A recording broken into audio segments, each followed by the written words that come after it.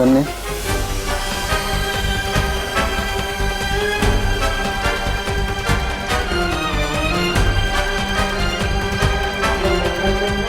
मृत्यु भी आसान होती है सुकन्या,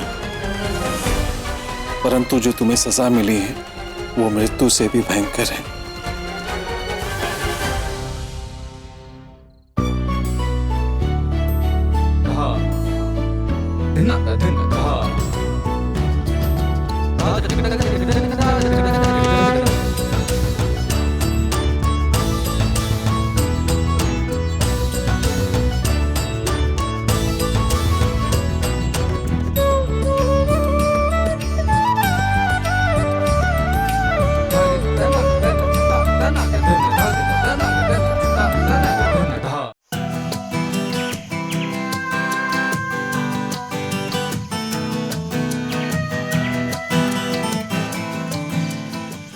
आज कहानियों की खोज में मैं आ पहुंची हूं हरियाणा के नौरनौल इलाके में। ये दोषी हिल की पहाड़ियां हैं जो राजस्थान और हरियाणा के बॉर्डर पर है। इस पहाड़ी पर एक एक्सटिंक्ट वोल्केनो है। आप दोषी हिल के फॉर्मेशन के बारे में हमें कुछ बता सकते हैं? जी हाँ, इसके लिए हमें लगभग 170 या 165 करोड़ साल पीछे जाना पड़ेगा कि वहाँ पे कुछ बेसिक वॉल्केनिक एक्टिविटी हुई है, जो कि उसमें मैग्मा काफ़ी गहराई से आता है, जिसको हम मेंटल कहते हैं, क्रस्ट के नीचे की जो लेयर है। और वहाँ से कुछ ऐसे खनिज आते हैं जो कि पहले कभी पृथ्वी की सरफेस पे नहीं आए थे।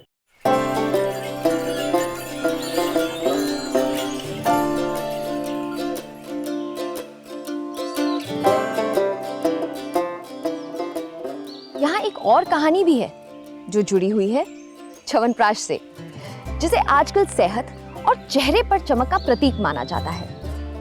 तो क्या प्राचीन काल में भी बाहरी खूबसूरती का उतना ही महत्व था जितना कि आज है?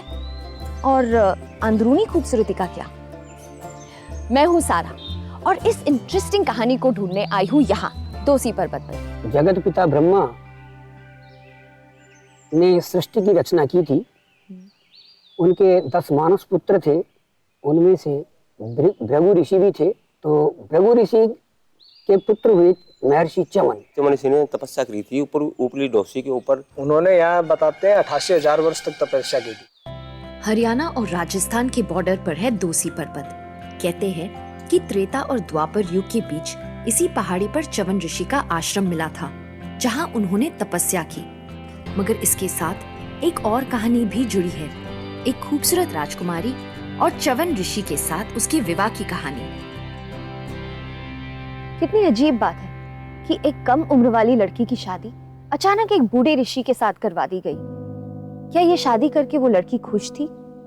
कौन थी ये लड़की? क्या थी उसकी कहानी? यह माना जाता है कि सुकन्या राजा रथवीति की कन्या थी और आखेट खेलते हुए राजा रथवीति च्यवन के आश्रम के निकट पहुंचे थे। और सुकन्या अपने सहेलियों के साथ घूमती हुई उस स्थान पर निकल गई जहाँ पर च्यवन ऋषि बैठे हुए थे, तपस्या कर रहे थे। अनेक सदियों तक तपस्या कर रहा है। तो तपस्या करते करते उसके ऊपर दीमक हो गई, सब जगह मिट्टी आ गई, दीमक आ गया, केवल आंखें दिख रही हैं। उसको कौतूहल लगा कि ये चमकती हुई इसी जो है लाल लाल क्या है, तो उसने एक कंटक उठाया और उनकी आंखों में, दोनों आंखों में भेद दिया। उनकी आंख फूट गई तो एकदम नाराज हुए। नाराज होकर के और उन्होंने कहा कि ये बहुत बड़ा अपराध किया है। और उन्होंने ये कहा कि ठीक है, तुम्हारी जो सेना है उसके मलमूत्र बंद हो जाए, मतलब सेना स्तंभित कर दिया उसको।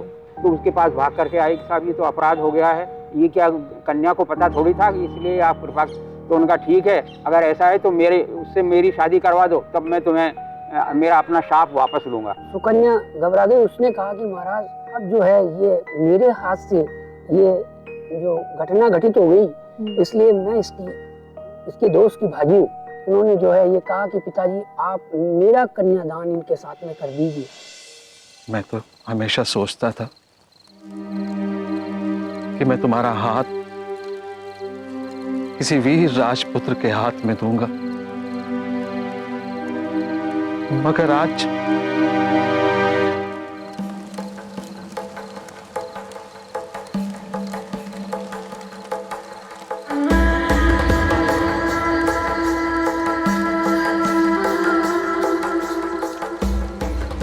महर्षि जानना चाहते हैं सुकन्या, क्या तुम स्वयं इस विवाह के लिए सहमत हो?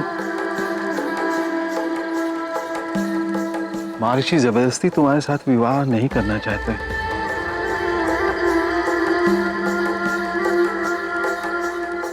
कहो सुकन्या, क्या तुम सहमत हो इस विवाह के लिए? जी पिताजी, मैं श्रेयती नंदिनी राजकुमारी सुकन्या इस विवाह के लिए सहमत हूँ।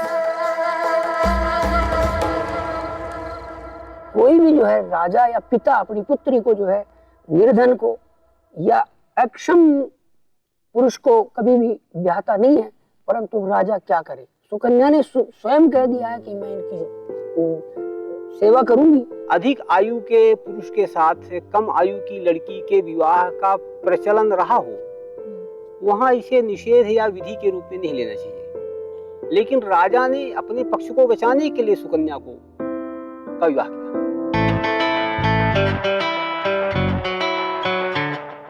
शायद दोसी पर्वत पे बसे इसी च्यवन मंदिर के आसपास सुकन्या और च्यवन ऋषि ने शादी के बाद समय व्यतीत किया होगा।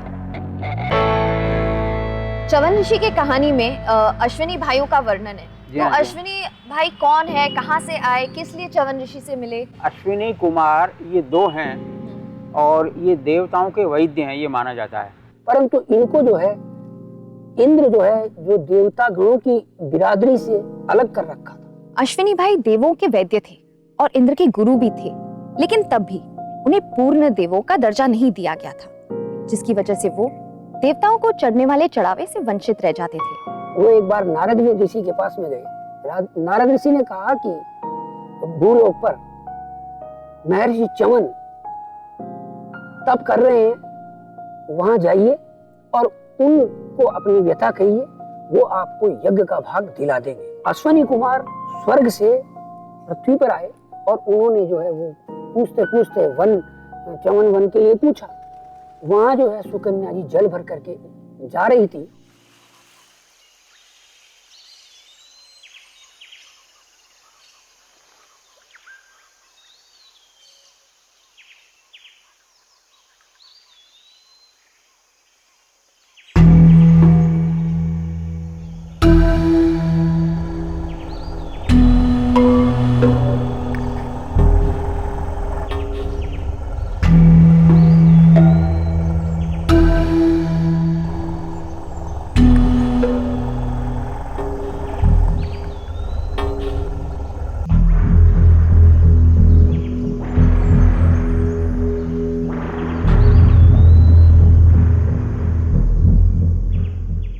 कुंड से जल भर करके जा रही थी। उनसे पूछा कि हे देवी, आप कौन हैं? या तो आप अप्सरा हैं या फिर जो है आप किसी राजा की कन्या हैं।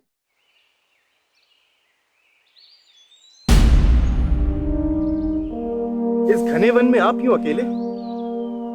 क्या आप इसी वन में वास करती हैं? हम स्वर्गलोक के अश्विन हैं। आपका सौंदर्य कहता है कि आप एक राजकुमारी हैं, पर आपकी वेशभूषा से लगता है कि आप इस वन की दासी हैं। इस वन के अंधेरों से हम आपको मुक्त कर सकते हैं।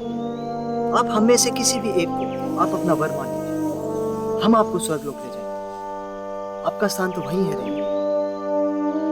देव, इस वन को मुझसे अधिक कोई नहीं जानता। मैं महाराजा श्रेयती की पुत्री और अब महर्षि च्यवन की अर्धांगिनी हूँ। मुझे स्वर्गलोक की कोई इच्छा नहीं है। वो वृद्ध ऋषि जिसका रूप इतना भयंकर है, वो भला आपका पति कैसे हो सकता है? आपके सौंदर्य पर तो दिव्य आभूषणों का श्रृंगार होना चाहिए, और आपके बालों में सोने के फूल। देवी, आप हमारे साथ चलिए।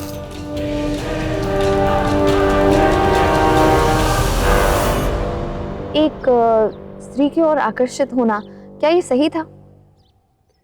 ये तो भाई वो पुरुष थे जी, और सुकन्या नारी थी, तो पुरुष का नारी के प्रति आकृष्ट होना सामान्य है। लेकिन ये जानते हुए भी उसके बाद कि वो च्यवन ऋषि की पत्नी है।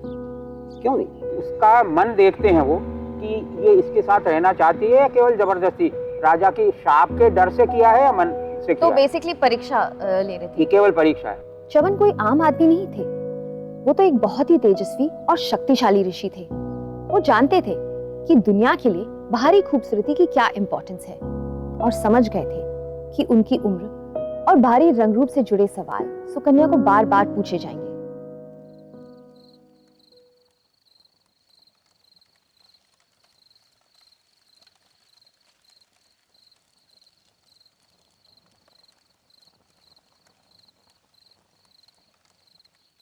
आज अश्विन देवों ने तुमसे ये प्रश्न किया है कि एक अधेड़ उम्र के पुरुष के साथ एक युवा और बहुत ही सुंदर स्त्री पाने पर, और ये सवाल संसार में स्वाभाविक ही है। सुकन्या, जिन परिस्थितियों में हमारा विवाह हुआ है उसे मैं झुठला नहीं सकता, पर तुमने आज तक मुझे यह आभास ही नहीं होने दिया कि मेरे साथ विवाह करके किस तरह अपना जीवन व्यतीत किया है। ना तो मैं तुम्हें महलों का सुख दे सकता हूं और ना ही संतान का सुख। मैंने तो आपसे ऐसा कभी नहीं कहा, फिर आप ऐसा क्यों सोच रहे हैं? अगर तुम्हारे पिता को मेरे क्रोध का भय नहीं होता और मैं किसी स्वयंवर में तुमसे तुम्हारा हाथ विवाह के लिए मांगता तो क्या तुम मुझे चुनती? प्राकृतिक तौर पर तुम्हें पूरा अधिकार है अपने जीवन का मार्ग चुनने का। मैं समय के विधान को बदल नहीं सकता।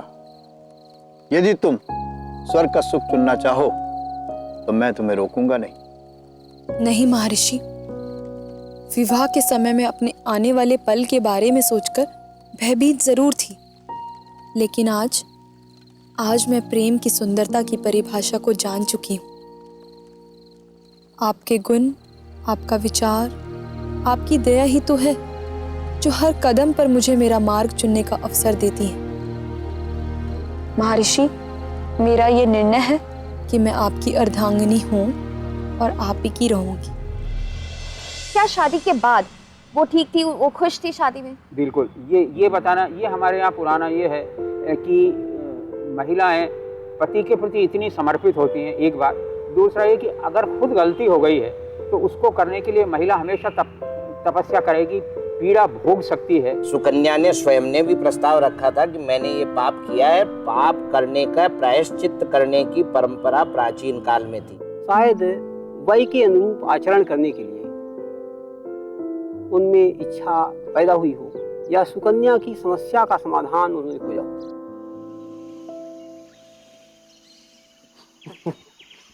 इंसान को प्यार किसी की मन की भलाई से नहीं होता, प्यार तो आंखों की चमक से होता है। होठों पर खिलती मुस्कान पर कवि कविताएं लिखते हैं, पर जीतता वही है जिसके पास रूप हो, रंग हो, जिसके चेहरे पर दमक हो। ये संसार उसी का है, बाकियों को बस दूर से देखने भर की अनुमति है।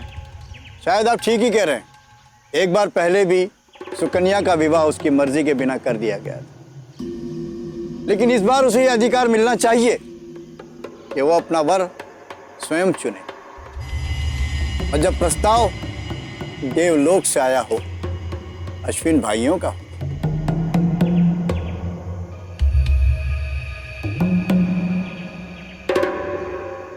सुकन्या को मेरे प्रति सच्चा प्रेम है या नहीं है, ये तो तभी सिद्ध होगा जो हम तीनों में से किसी एक को चुनेगी। तीनों में? हाँ, आप दोनों के साथ इस स्वयंवर में खड़े होकर।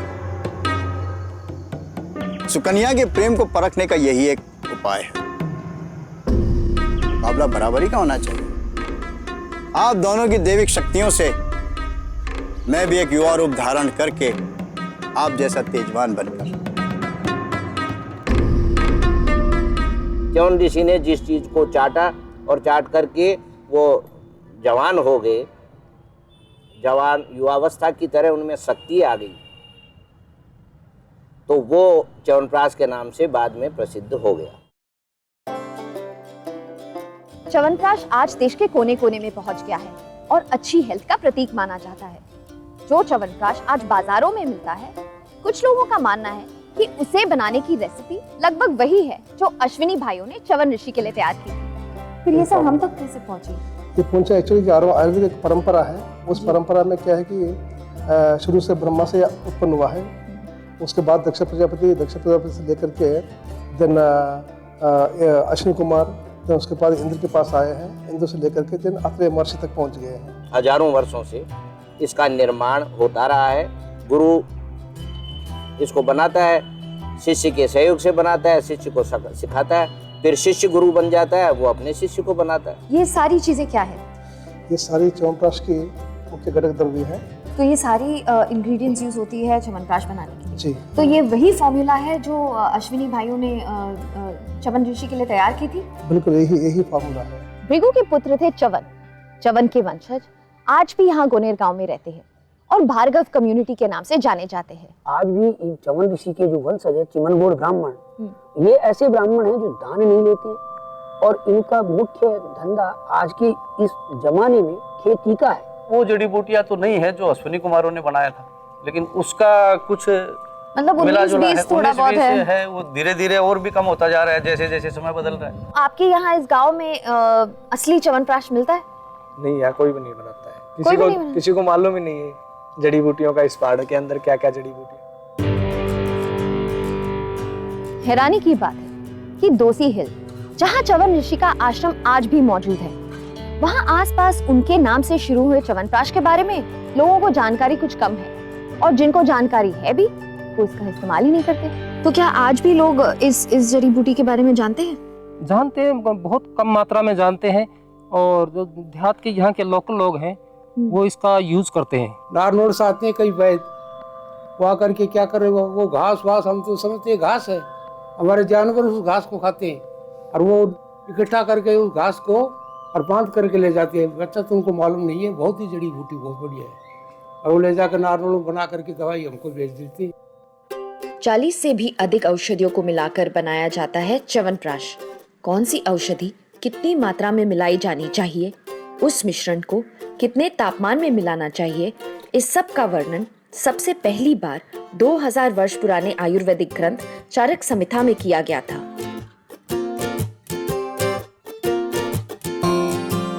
दो प्रकार की ब्यूटी है कि जब तक आप इनर ब्यूटी का नरिशमेंट नहीं होता है, बाहर ब्यूटी दिखेगा नहीं जी। इसलिए कि ये है धातुओं का पोषण करता है, शरीर में जो धातु है वो धातुओं को पोषण करता है, उसके आधार पे बाहर आपको सुंदर दिखेगा। तो च्यवनप्राश के जो घटक हैं उनको सही बनाया जाए और सही अनुपान से लिया जाए, वह फायदेमंद होगा।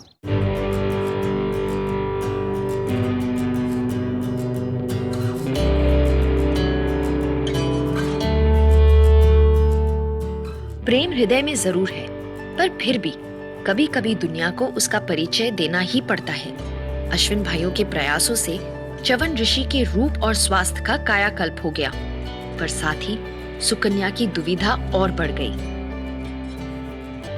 जब कुटी प्रावेशिक विधि से प्रयोग हो गया तो उनको युवावस्था प्राप्त हुई और उनका शरीर अत्यंत पुष्ट हो गया। वहाँ सुकन्या ने उनको देखा कि भाई तीनों भी समरूप थे, वो बिल्कुल एक ही रूप था। तो सुकन्या जी घबरा गई कि मैं कैसे पहचानूं महर्षि च्यवन इनमें से कौन से।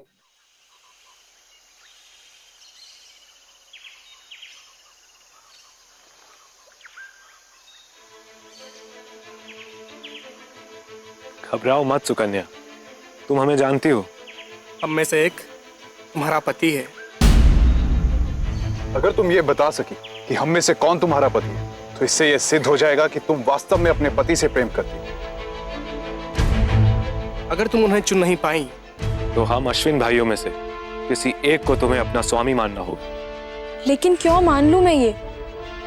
क्या ये शर्त रखने से पहले मेरी अनुमति ली थी किसी ने? जबरदस्ती किया गया विवाह क्या सच में विवाह कहलाने योग्य है? हर राजकुमारी के भाग्य में स्वयंवर लिखा है, तो तुम्हारा क्यों नहीं? आज तुम्हारा स्वयंवर है राजकुमारी सुकन्या, और ये तुम्हारा भाग्य नहीं, तुम्हारा अधिकार है।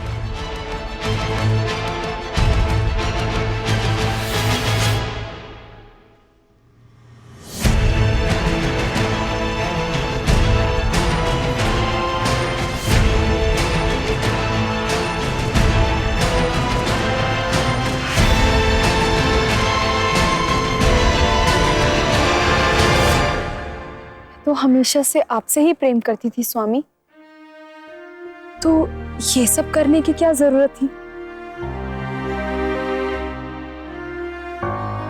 सच्चा प्यार कभी भी बाहरी रूप और आभूषणों पर निर्भर नहीं करता। प्रेम तो हमेशा मन से किया जाता है। और आज मेरी अर्धांगिनी सुकन्या ने भी इस बात का प्रमाण दे दिया। आजकल अंदर की सुंदरता कोई नहीं देखता ना, सब बाहर की सुंदरता देखना चाहते हैं। जब मैं यहाँ दूसी हिल आई और पता चला कि च्यवनप्राश की कहानी यहाँ मिलेगी, तो मैंने सोचा भी नहीं था कि मुझे सच्चे प्यार की एक अनोखी और अनसुनी कहानी जानने मिलेगी। आज के समय में जब हम अपने चारों ओर लोगों को देखते हैं तो बाहरी खूबसूरती की ओर आकर्षित होते हैं, वहीं सुकन्या का च्यवन ऋषि की ओर सच्चा प्यार इन सब चीजों से कोसों दूर था। शायद हमारे जीवन में सबसे ज्यादा जरूरत है बाहरी खूबसूरती और सुपरफिशियल चीजों से परे हटकर एक दूसरे की इनर ब्यूटी को पहचानने की। Like, share, subscribe and click on the bell icon to never miss an update from Epic.